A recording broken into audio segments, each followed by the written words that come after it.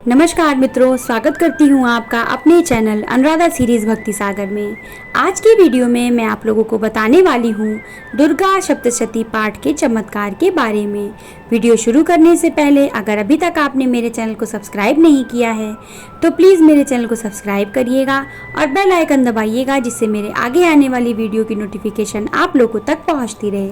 तो चलिए वीडियो शुरू करते हैं। दुर्गा सप्तशती एक ऐसा वरदान है, एक ऐसा प्रसाद है, जो भी प्राणी इसे ग्रहण कर लेता है वह प्राणी धन्य हो जाता है। जैसे मछली का जीवन पानी में होता है, जैसे एक वृक्ष का जीवन उसके बीज में होता है, वैसे ही माँ के भक्तों के लिए उनका जीवन, उनके प्राण दुर्गा सप्तशती में स्थित होते हैं। इसके हर अध्याय का एक खास और अलग उद्देश्य बताया गया है और ये देवी के विभिन्न शक्तियों को जागृत करने का 13 ब्रह्मास्त्र कहलाता है। क्या है दुर्गा सप्तशती के पाठों का महत्व, तो चलिए जानते हैं। मार्कंडेय पुराण में वर्णित चमत्कारिक देवी महात्म्य में माँ दुर्गा के विभिन्न स्वरूपों का वर्णन किया गया है। इसे स्वयं ब्रह्मा जी ने मनुष्यों की रक्षा के लिए बेहद गुप्त और परम उपयोगी मनुष्य का कल्याणकारी देवी कवच बताया गया है। स्वयं ब्रह्मदेव ने कहा है कि जो मनुष्य दुर्गा सप्तशती का पाठ करेगा वह परम सुख भोगेगा। इस दुर्गा सप्तशती को सतचंडी, नवचंडी अथवा चंडी पाठ भी कहा गया है। यह एक ऐसा जागृत तंत्र विज्ञान है जो दुर्गा सप्तशती पाठ के श्लोकों का असर निश्चित रूप से होता है और तीव्र गति से इसका प्रभाव पड़ता है। इसमें ब्रह्मांड की तीव्र शक्तियों का ज्ञान छुपा हुआ है। यदि मनुष्य सही तरीके से इसे पढ़ता है और विधिवत पूरा पाठ करता है तो मनुष्य के जीवन की समस्त परेशानियों का अंत होता है। अब हम लोग जानेंगे कि दुर्गा सप्तशती के 13 अध्याय को पढ़ने का क्या फल प्राप्त होता है। तो चलिए जानते हैं। दुर्गा सप्तशती का पहला अध्याय। अगर आप दुर्गा सप्तशती के पहले अध्याय का पाठ करते हैं तो आपके मन में किसी भी प्रकार की चिंता है, किसी भी प्रकार का मानसिक विकार है, तो आपको दुर्गा माँ की बहुत ही अच्छी कृपा मिलती है। दुर्गा सप्तशती के प्रथम अध्याय के पाठ से इन सभी मानसिक विचारों और दुश्चिंताओं से मुक्ति मिलती है। इंसान की चेतना जागृत होती है और विचारों को सही दिशा मिलती है। किसी भी प्रकार की नेगेटिव विचार आप पर हावी नहीं होते हैं। अतः दुर्गा सप्तशती के पहले अध्याय से आपको हर प्रकार की मानसिक चिंताओं से मुक्ति मिलती है। क्या कहता है दुर्गा सप्तशती का दूसरा अध्याय? तो दुर्गा सप्तशती के दूसरे अध्याय के पाठ से अगर आपके जीवन में कोई मुकदमा हो तो उससे आपको विजय मिलती है। किसी भी प्रकार का झगड़ा हो, वाद विवाद हो तो उसमें आपको शांति मिलती है। अगर और आपके मन में कोई भी इच्छा है तो वह ज़रूर पूर्ण होती है। आपके मान सम्मान की वृद्धि होती है। दूसरा पाठ विजय के लिए होता है, लेकिन आपका उद्देश्य, आपकी मंशा बिल्कुल सही होनी चाहिए, तभी यह पाठ आपको उचित फल देता है। अगर आप झूठ की बुनियाद में हैं और आप सोचते हैं कि मैं यह पाठ कर लूँ और माता आपकी सहायता करेगी, तो यह आपकी बहुत बड़ी भूल है। इसीलिए आप पूजा पाठ कुछ भी करिए तो आपका मन साफ होना चाहिए। किसी को दुख तकलीफ देने के लिए कभी भी यह सब ना करें। क्या कहता है दुर्गा सप्तशती का तीसरा अध्याय? तीसरे अध्याय का पाठ शत्रुओं से छुटकारा प्राप्त करने के लिए किया जाता है। दोस्तों, शत्रुओं का भय किसी भी व्यक्ति के जीवन में बहुत पीड़ा का कारण होता है। तो देखिए, क्योंकि भयग्रस्त व्यक्ति चाहे कितना भी सुख सुविधा में रह रहा हो पर वह कभी सुखी नहीं रह सकता। अतः इस पाठ का अगर आप पाठ करते हैं तो आप आंतरिक और बाहरी दोनों प्रकार से आपका भय नष्ट हो जाता है। अगर आपके गुप्त शत्रु हैं जिनका आपको पता भी नहीं चलता और जो सबसे ज़्यादा हानि पहुंचा रहे हैं आपको, तो ऐसे शत्रुओं से छुटकारा पाने के लिए तीसरे अध्याय का पाठ करना बहुत ही ज़्यादा सर्वोत्तम होता है। दुर्गा सप्तशती का चौथा अध्याय। तो देखिए, दुर्गा सप्तशती का चौथा अध्याय माँ की भक्ति प्राप्त करने के लिए होती है और उनकी शक्ति, उनकी ऊर्जा को प्राप्त करने के लिए और उनके दर्शन के लिए सर्वोत्तम माना जाता है।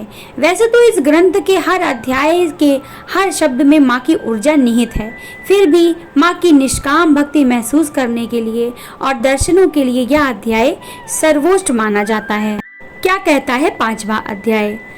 तो देखिए, 5वें अध्याय के प्रभाव से हर प्रकार के भय का नाश होता है, चाहे वो भूत प्रेत की बाधा हो, या फिर बुरे स्वप्न से अगर आप परेशान हैं, या फिर व्यक्ति हर जगह से परेशान हो, तो 5वें अध्याय के पाठ से आपको इन सभी चीज़ों से मुक्ति मिलती है। क्या कहता है दुर्गा सप्तशती का 6वां अध्याय? तो देखिए, इस अध्याय का पाठ किसी भी प्रकार की तंत्र बाधा हटाने के लिए किया जाता है। इसके अलावा आपको लगता है कि आपके ऊपर या आपके परिवार पर जादू टोना है, या आपके परिवार को बांध दिया है, या फिर अगर आपके जीवन में राहु या केतु से कोई भी आपको समस्या है, तो आप 6वें अध्याय का अगर पाठ करते हैं तो आपको इन सब कष्टों से मुक्ति मिलती है। क्या कहता है 7वां अध्याय? तो देखिए, किसी भी विशेष कामना की पूर्ति के लिए 7वां अध्याय बेहद सर्वोत्तम माना जाता है।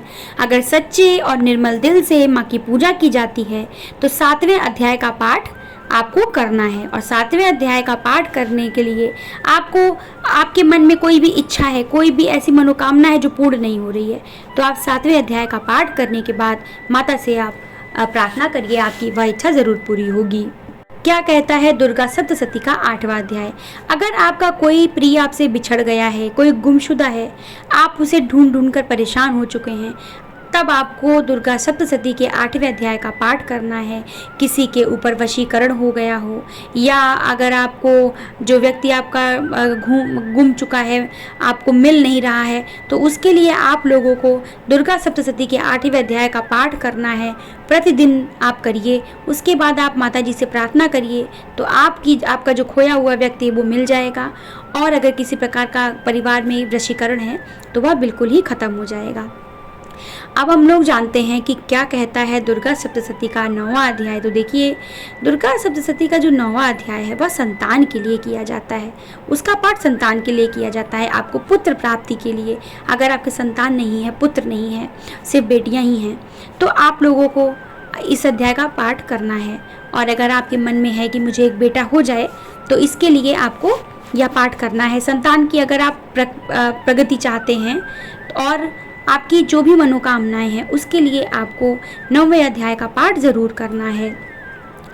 अब दुर्गा सप्तशती का 10वां अध्याय। अगर संतान आपकी गलत रास्ते पर जा रही है और ऐसी भटकी हुई संतान को सही रास्ते पर लाने के लिए 10वां अध्याय बेहद ही सर्वोत्तम माना जाता है।